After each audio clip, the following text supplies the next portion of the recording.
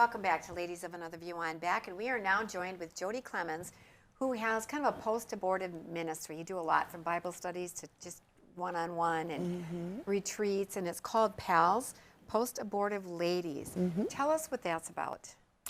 Post Abortive Ladies is a group that was really brought together by 40 Days for Life, North Dakota. We were asked to do a one-time presentation to clergy, to priests, to pastors, so they could get a better understanding what women like Mackenzie and I go through after an abortion, the negative effects of abortion on women, which so few women know about before they go into an abortion facility. Absolutely, we do not. We believe walking into those facilities is going to solve our problem, is going to save a relationship, we're going to keep our jobs. And actually, when we walk in there, we think the option of parenting looks more fearful than what we're going to face. And that's, for most of us, most likely because we don't know what abortion is. You know, we know what we're going to face if we parent, if we have to give up our college. Or I was a school teacher, and, you know, I was told before my abortion that, you know, if you don't have an abortion, you know, single parenting is going to be very hard for you. You may lose your job, you may lose your career. It was a lot of lies. But I really believed it, and people would say things like, you know, if you have an abortion, you can have a real life with a real future. So abortion is always made normally to feel like something positive to a woman. But because abortion has been around for a long time now, we're learning to see and witness the negative effects of abortion on women, and it is devastating. It is such a lie. It is such a lie when women do this. For me, I'll just give you a little bit of my story. I was 23 years old. I was a school teacher, and I found myself in a non-planned pregnancy. And, you know, I'm not a woman who kept her pregnancy a secret. Many women do that. They don't even tell anyone. They go from learning they're pregnant right to the abortion facility, and it's a secret, secret. I told many people, and I'm going to tell you the first person I talked to was my doctor.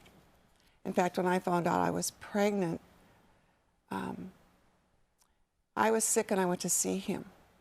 And he actually hospitalized me overnight, which is very, I mean, not real common, but I thought, well, something must be really wrong with me. And the next morning, that doctor came into my room, and he looked me straight in the eyes, and he said, well, young lady, the reason you are so sick is because you are pregnant. And the very next words that came out of my doctor's mouth were this: but you do know that you can have an abortion. And looking back on that, you know, what an influence my life to say this physician, who you trust has your best interest at heart, is telling you to have an abortion. After that, I talked to several other people who unfortunately agreed with him and just said, you know, if you do this, you can have a real life with a real future. And I did it. I mean, I walked into an abortion facility, and in many cases, like with other women who've had abortions, I'll speak for myself. I didn't make that appointment. I didn't pay for that appointment. I didn't do any of that. It was done by the father of the baby. But I did walk through the doors of that facility. And every woman does this differently, but for me, when I walked into that abortion facility, I wish you could hear how it affects women. Because once we get in there, we really feel like we don't have the liberty to leave. It's like, if someone doesn't give me permission to get out of here, I got to stay here. And I've talked to so many women. This is what I do. I talk to women who've had abortions, who say, I wish somebody had just told me to go. Something instinctively inside us says, this is wrong. It is. It's just wrong. And something within the woman's heart knows that, you know. But I didn't leave. But I do remember sitting in the waiting room for my name to be called. And I started looking at the other women in the room, just wondering, why are you here? Why are you here? Why am I here? And I just remember feeling this emotion that came over me, like, I just want to be invisible. Don't see me and I won't see you. And looking back now, which is always like 100%, of course, I now know that was shame. I was ashamed to even be in there. And yet, I didn't have the courage to walk out. The father of the baby was right next to me. But here's what happened to me. My name was eventually called, and I was taken back to the procedure room, and we're certainly not going to get into the graphics of that at all. But I can tell you that during that procedure, I can remember everything, every sight, every sound, and every smell in that room. I could tell you where the doctor was standing, where the nurse was. But most vividly, I remember during the procedure turning my head to the side, and tears started flooding down my cheeks, ladies. And I knew in that moment that my baby was now dying or dead.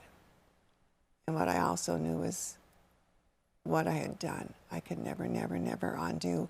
And that is one of the reasons so many women start feeling these negative effects after abortion, is because you don't get a redo on this. It's not like many decisions we make in life, ladies, where it's like, oh, that was wrong, and I could go make restitution, or I can go do this or do that. It's not like that. It's like you, and this is such a big thing. And I knew I could never, never redo it, you know, and I left that facility, and I left my job, I left my career, every reason that I had that abortion to save the relationship with the father of the baby, it just disappeared. All the reasons why I rationalized why I should do this were gone, and like, before I left the facility. You know, so for some women that happens right away, like, I know what I did. And for other women, they don't remember anything. I have many friends that I've talked to that even speak on this group. I'll tell you about the pals. They learned they were pregnant from a facility, and they don't remember anything after that. They don't remember. It's like the trauma that affects this woman. Something deep inside our consciousness just knows this was wrong. And the trauma is so great on so many women. Whether I knew immediately or the women sitting next to me that I speak with, there's two of them on there that don't remember a thing. And I can tell you those women feel guilty too, because they go, this was such a significant event in my life, and why don't I even remember where I went? What happened to me? They don't remember any of it.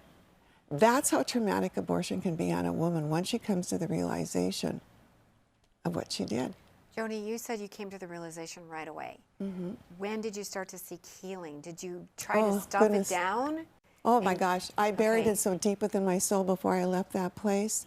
It really was, because after that you go into a recovery room. You do the procedure, they take you into this, quote, recovery room. And we can laugh at that because you do not recover in the recovery room after an abortion. You really don't. But they have to keep you there, I'm sure, for some medical reason. But anyway, I knew in that recovery room that what I had did was so wrong. And I also knew it violated the baby, but I also knew something in that recovery room that a lot of women don't. I knew that I'd violated God. I really did, because I was raised in a home where faith was practiced and emphasized. 70% of women who have abortions, when they go in for the abortion, say that their religious affiliation is Christian. Now that might surprise you in your listening audience, 70%. But I can tell you, when I walked in that abortion clinic, although I'd been raised in a church and a home and did their things that I was supposed to do, I had walked very far from God. Do you see what I'm saying? It's not, I'm not saying that women that are like devout Christians are walking into that place. But 70% of us that go in there say our religious affiliation is Christian. Yeah. And I'm going to tell you another statistic. 40% of women who have abortions say they go to church once or twice a month. Now that is a scary statistic to me, that these women go to church once or twice a month, and they leave the pew of the church, they go to the abortion facility, and then they come back. Of that number, 75% say this: no one in my church knows about it. This is how deep the secret goes. But in answer to your question, I sat in that recovery room. I knew I'd violated God. I knew I'd violated my baby, and I knew I'd violated myself. So what I did with that fear was I bundled it up, and I buried it so deep inside me that you couldn't crack that thing. It was there.